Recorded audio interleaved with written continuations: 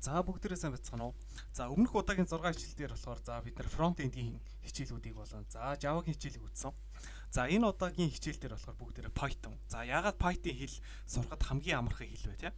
За яагаад Python хэл хамгийн алдартай байдаг вэ? За энэ талаар бүгдээрээ нэг курсыг Hello Brain Code-оос хийж үзцгээе. За тэгэхээр окей, Python програмыг бүр эзэмших гэж байна те. За энэ дээр дарж ороод тэгээд хичээлийг үзэхийн тулд заавал нэвтрэх хэрэгтэй.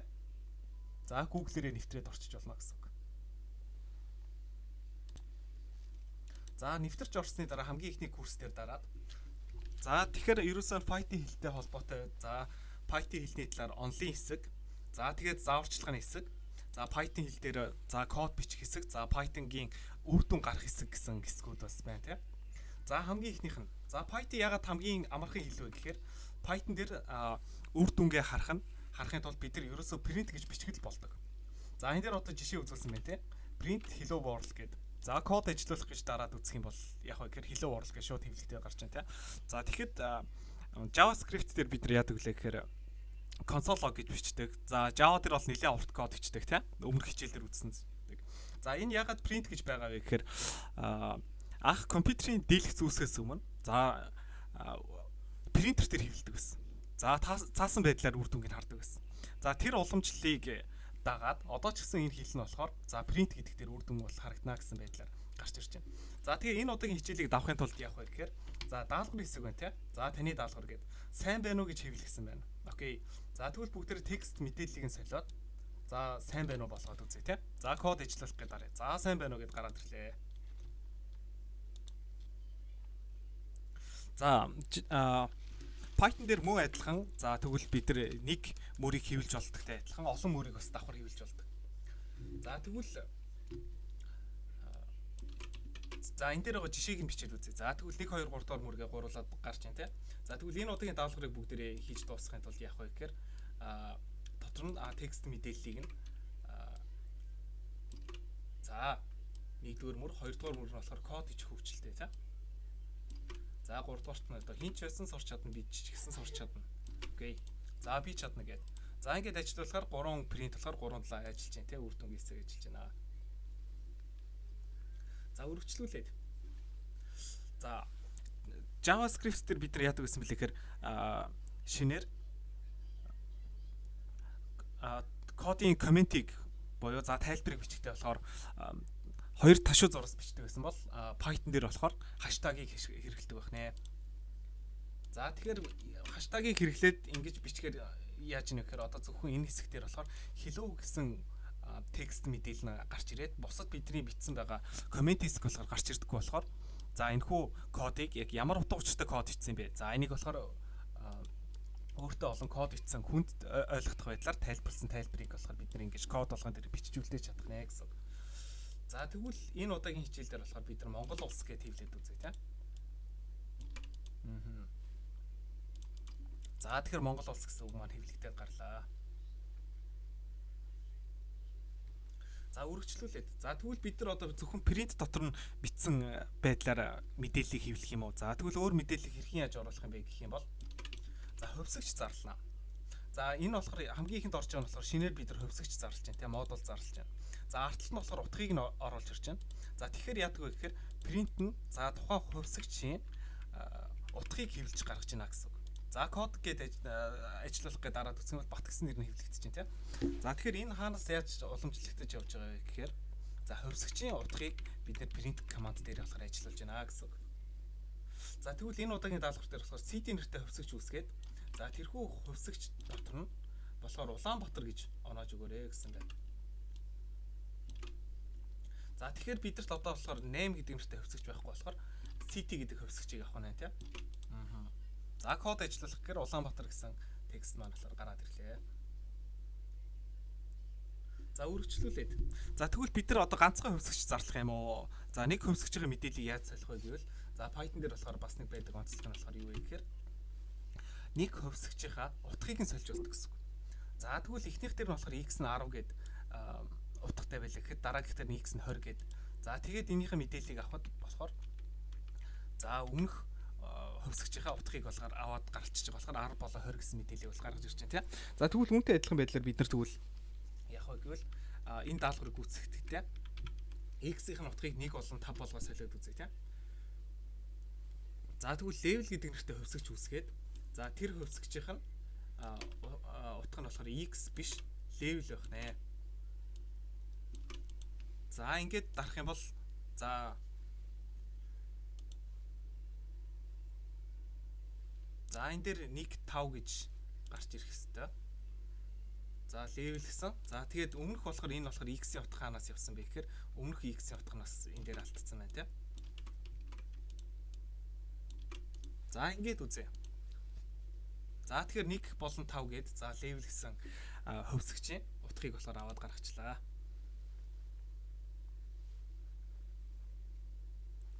За үргэлжлүүлээд.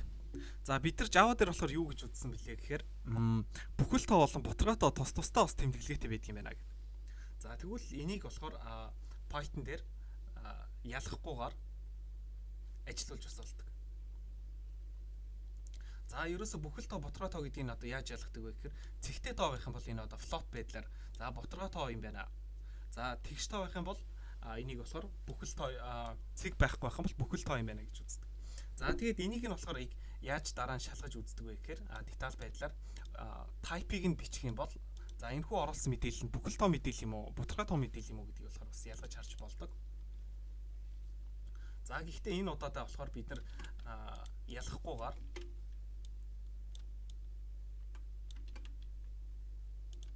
за нийт сурагчийн тоо 30. За дундаж одоо дүнгийн үзүүлэлт 85.5 гэсэн байдлаар ажиллуулах юм бол за ингээд аль мэдээлэл нь болохоор гараад ирлээ тийм. За энэ чинь нэг зүйл анзаарч байгаа бол өмнө бид нар сая Монгол улс бол Улаанбаатар гэж бичихтэй болохоор стрингийг ашигласан боёо double quotation буюу давхар цэг ашигласан тийм.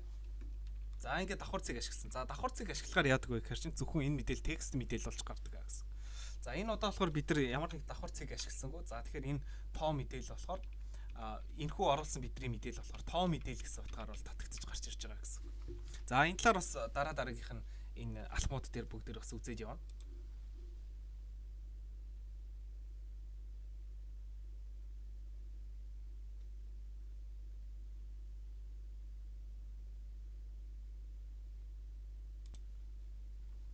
За үргэлжлүүлээд. За string бол одоо текст өгдөл юм аа хашилтанд бичнэ гэдэг. За тэгэхээр сая бид нар өмнөх step дээр яасан бэ гэхээр заавал ингэж нэг давхар цэг аваад гэсэн тийм. Shift-тэй болохоор shift-тэй дарж агаад за гарнаас хашлыг дарахаар за ингээд давхар цэг гарч ирээдсэн. За тэгэхээр энэ хүү Python хэл дээр болохоор яаж болдог вэ гэхээр за заавалчгүй текст мэдээллийг оруулахдаа дан гац давхар цэгтэй байхгүй дан цэгтэй байсан ч бас болно гэсэн үг. За онлынхын хэсгээс харъя тийм. За давхар хашилт болон дан хашилт, ганц хашилт. За энийг болохоор англиараа double quotation, single quotation гэдэг. За тэгэхээр альч төрлийн хашилтыг болохоор ашиглаж болно гэх. Окей. За тэгвэл энэ удаагийнх нь хичээл дээр болохоор за country гэдэг дотор болохоор Монгол гэж бичээд за Монгол гэдэг энэ давхар хашилттай байна тийм. За хэлэн дээр нь за Python хэлийг бид нар сурч байгаа болохоор Python хэл гэж бичих нэ. За ингээд тест шалгах гэсэн төвчгээ дараад шалгаад үзье.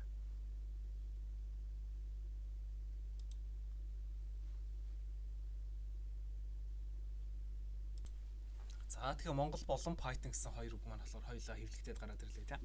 За тэгвэл үргэлжлүүлээ. За string-үүдийг буюу текстийн мэдээллүүдийг хооронд нь яаж нийлүүлэх вэ гэдэг.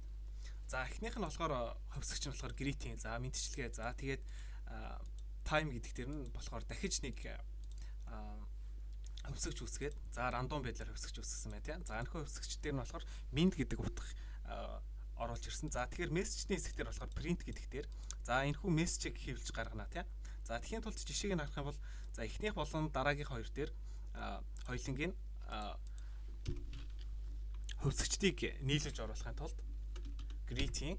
За тэгээ ерөөсөө нэмэх тэмдэг ашиглаж болно гэж байна тийм. За тэгээд дараагийнх нь болохоор time. За ингээд бичээд код ажиллуулах гэдгийг дараад үзвэл яах вэ гэхээр за энэ дээр өглөөний мэд гэдэг нь ерөөсөө юугүй гараад ирсэн бэ те? Зайгүй гараад ирсэн бэ. За тэгээд төвсгчэнд зайтай нэгтгэж хатглаа гэсэн. За тэгвэл зайтай нэгтгэж хатглахын тулд яах вэ гэхээр бид нэр дахиад нэмэх тэмдэг тавьж агаад дундталд нь за double quotation авч агаад зөвхөн ингээд зай оруулаад ирээ те. За инхээр энэ дээр болохоор гурван зүйлийн нийлбэр болж байна те. Greeting гэсэн хөвсөгч. За тэгээд зайны хөвсөгч болон дараагийн үгнийх нь хөвсөгч гэдэг. За ингээд харах юм бол энд гурван хөвсөгч гуруулаа орж ирээд хоёр хөвсөгч болон за нэг string нь болохоор space-ээр буюу зайгаар орж ирээд за ингээд өглөөний мэд гэсэн үг болохоор харагдаж байна. За үргэлжлүүлээд. За true false утгатай буюу за бүүлэн. За нөгөө бидний яадаг вэ гэхээр унтраалах дээр чинь гэхэд одоо гэрэл асаалттай унтраастай гэхэд одоо ерөөсөө гэрлийн унтраалах дээр гэхэд одоо дээшээ доош хоёрхан тавьчихдаг тийм. За тэрнтэй адилхан заавалчгүй одоо бүх зүйлийг бид нэр тусдаа утгатай биш. За ерөөсөө л одоо team үгүй гэсэн хоёр утгатай бас байж болно тийм. За тэр нь юу вэ гэхээр энэ хэрэглэгч манай системд нэвтэрсэн байна уу, үгүй байна уу, бүртгэлтэй байна уу, бүртгэлгүй байна уу тийм. За тэгэхээр тэрнтэй адилхан байдлаар за true false гэдэг утгыг болохоор бид нар бүүлэн гэж нэрлэдэг. За энэ болохоор үний юм а, энэ логик одоо үний юм а, энэ худлаа юм а гэдэг зүйлийг болохоор тайлбарлсан байдаг. За тэгээ энэний тайлбар нь болохоор онлын хэсэг дээр байгаа. За тэгэхээр энэ за is sunny is raining гэдэг. За бороо орж ийн үү, нартай байна уу те. За тэгвэл одоо нартай байна гэвэл бороо орж байгаа нь худлаа. Бороо орж ийн гэвэл нартайг нь худлаа гэж юм уу те. За тэгвэл одоо нартай байгаа нь үнэн гээд. За тэгвэл бороо орж байгаа гэдэг нь болохоор худлаа гэсэн байдлаар явах юм бол яах вэ гэхээр за true false гэдэг айл аль нь гарч ирж байна те. За тэгэхээр энэ одоо true false нь хаанаас яаж дамжиж байна гэхээр is sunny гэдэг хэсгээс нь дамжаад за дамжсан зүйл нь болохоор true гэсэн утгаар гарч ирж байна. За тэгээд true false-аас харах юм бол нэг сонир зүйл байгаа. Бусад string дээр за бид нар нөгөө double quotation буюу давхар хашлтыг аваад байдаг гэсэн. За давхар хашлт болон даан хашлтыг аваад байдаг. За энэ дээр бүүлэн дээр болохоор энэ текст мэдээлэл хэрнэ. За бүүлэнгийн текст мэдээлэл дээр энэхүү хашлтыг авдаггүй нэг онцлогтой. За тэгэхэд бас болохоор энэ мэдээлэл нь болохоор муу адилхан текст байдлаар харагдаж байна. За тэгээд дараагийн алхам дээр яг энэ текст мэдээлэл нь гэхдээ яг string хэлбэрийн текст мэдээлэл биш юм яагаад биш юм бэ гэдэг зүйлийг дараагийн step алхам дээр бүгдээр үзнэ. За одоо энэ хэсэг дээр за type гэж бичгээр яадаг вэ гэхээр одоо их олон төрлийн ингээд мэдээллүүд байна тийм. За бидний хувьд одоо мэддэг болсон зүйл нь болохоор дөрвөн төрлийн өгөгдөл байдаг юм байна. За нэгдүгээрт болохоор эхний хоёр нь болохоор яах вэ гэхээр тоо мэдээлэл. Тоо мэдээлэл ч гэсэндээ энэхүү тоо мэдээлэл нь болохоор хоёр төрлийн байж болдог. За бүхэл тоо эсвэл бутаргай тоо тийм. За integrated, за float буюу одоо бутаргай тоо. За мэдээллийн хувьд болохоор string text мэдээллийн хувьд болохоор string байж болох нь байна. За тэгээд true false гэж бичигдсэн байл энэ одоо бүүлэн байж болох нь байна тийм. За тэгэхээр бид нар ерөөсөө одоо консолийн хэсэг буюу терминалийн хэсэг дээр одоо аль нь юм бэ гэдгийг мэдэхгүй байх тохиолдол бас байдаг. За тэр үед яадаг вэ гэхээр print гэж бичгтээ print дотор нь за энэхүү мэдээллийнх нь ямар төрөл юм бэ гэдгийг одоо гаргаж өгөөч гэсэн байдлаар бичиж болдог. За тэгвэл за эхнийх нь 50 гэсэн тоог оруулаад ирье. За дараагийнх нь болохоор Монгол гэсэн за мэдээллийг оруулж ирээд за 999 гэж оруулж ирээд за false гэсэн утгыг бас ингээд оруулаад ирье. За ингээд код ажиллуулах гэвэл эхнийх нь болохоор одоо integrated буюу бүхэл тоо юм байна. За ингээд Монгол гэдэг энэ болохоор давхар хашлттай юм бол string байна. За ингээд цэг ороод ирсэн бутгай тоолчл за float төрлийн мэдээлэл байна тийм. За false гэдэг ингээд одоо ямар ч тэмдэглэгээгүй ингээд ороод ирвэл за энэ бүүлэн төрлийн мэдээлэл байна гэсэн бид нар мэдээллийнхээ төрлийг нь бас ингээд харчиж болдог. За тэгвэл ингэж төрлүүдээ харсан байгаа юм чинь бас яаж болох вэ гэвэл за бид нар төрлийг нь сольж болно. За одоо энэ одоо string-ээр одоо price гээд за үнийн дүн болохоор тоогоор биш текстээр ороод ирчлээ. За тэгэхээр ерөөсөө яах вэ гэхээр текстэн хэлбэрээр орж ирсэн string байдлаар орж ирсэн мэдээлэлээр бид нар араас нь тоо нэмж болохгүй. За яах вэ гэхээр бүгдээрээ энийг эхнийх нь хэлж шалгаад үзье тийм. За энэ дээр уулын тоо ч нь яадаг вэ гэхээр за 100 дээр 5-ыг нэмэл одоо уулын 105 болох хэрэгтэй тийм. За string төрлөөр за байгаа болохоор за string төрлийн мэдээлэл дээр тоо нэмэхээр алдаа гараад байна тийм.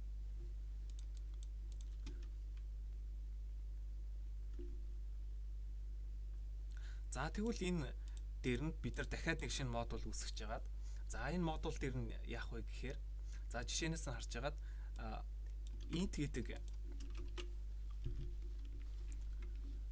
за функцийг оруулж өгөөд за энэ хүү функц дотор нь болохоор за price history гэдэг зүйлийг болохоор энэ дээр байгаа утгыг нь за бүхэл тоо мэдээлэл болгоно шүү гэдээ оруулаад ирсэн. За одоо ингээд энэ болохоор бүхэл тоо 100 гэсэн тоо ороод ирлээ. 100 дээр 5-ыг нэмэхээр яах нь вэ гэдгийг хараад үзье тийм.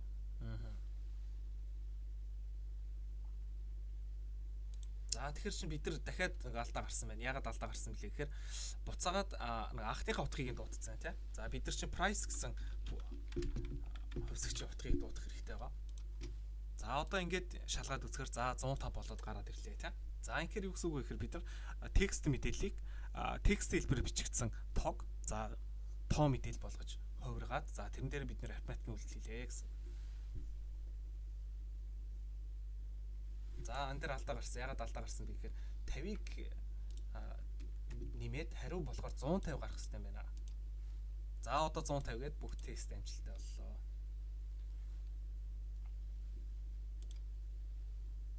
За input функц. За input функц нь болохоор хэрэглэгчээс мэдээлэл авна. За таны нэр гэж хэсэгтэр хэрвээ бид нар өөрсдийнхөө нэрийг оруулах юм бол одоо сайн уу гэсэн байдлаар тухайн нэр нь орж ирнэ. За жишээ нь одоо энэ дээр болохоор за bolt гэж бичээд үзье тийм. За ингээд код ажиллуулах гээд арах юм бол таны нэр бол bolt. За сайн уу bolt гэдэг ингээд хэрэглэгчээ оруулж ирсэн мэдээлэл дээр response хийж чинь тийм.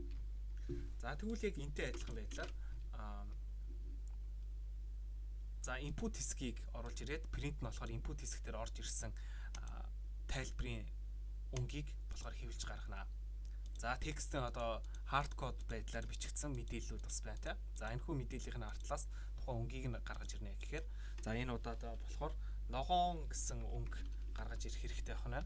За тэгвэл ногоон гэд код ажиллуулад үзье.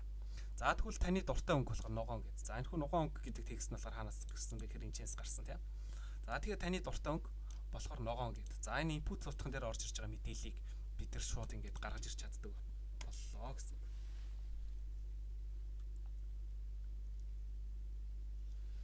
За үргэлжлүүлээд.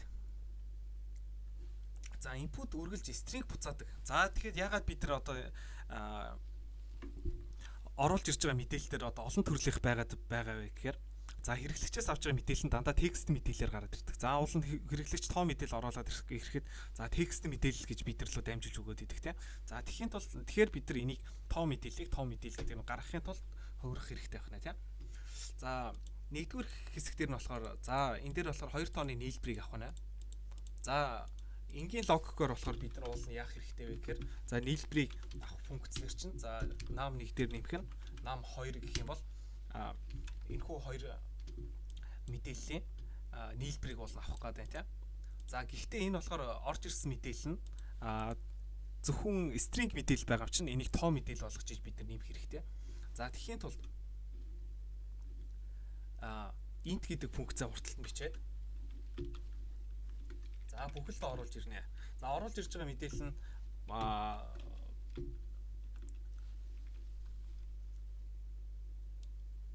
болохоор string байгаа чинь за энийг тоолог хөрвүүлээд тоолог хөрвүүлснийхаа дараа бид нар нийлбэрийг нь гаргаж ирдэг. За ийм болгоё. За тэгээд энэ дээр яах вэ гэхээр 1-р тоо 10, 2-р тоо 20 гэж байгаа юм чинь. За эхний тоо нь 10.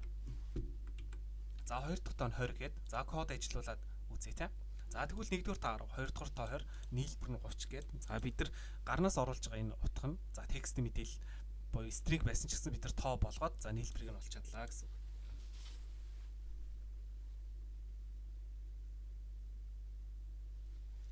За тэгвэл үргэлжлүүлээд.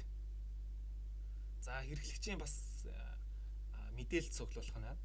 За хүлээн авагчийн нэрийг аваарай. За илгээгчийн нэрийг аваарай. Баяргийн төрлийг аваарай та. За мэдээлэл бэлэн гэж шивлээрэй гэж.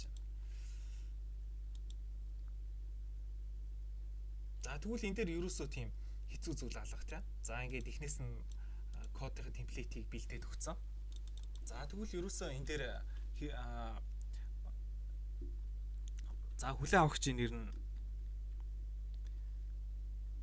за дорж. За илгээгчийн нэр нь болохоор баяраа. За баярын утга нь болохоор за төрсөн өдөр. За ингээд код ажилуулад үзэхээр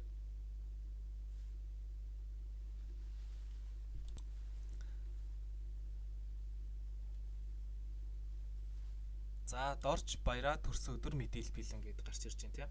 За энэ дээр өөр бас юу хийж болох юм болов? Ааха.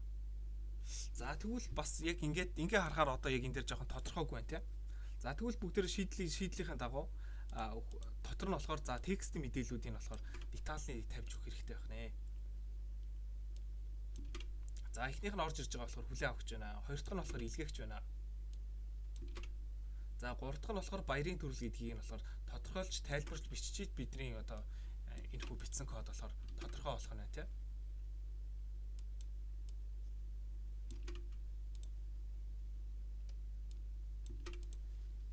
За одоо ингэж ажиллуулад үзье.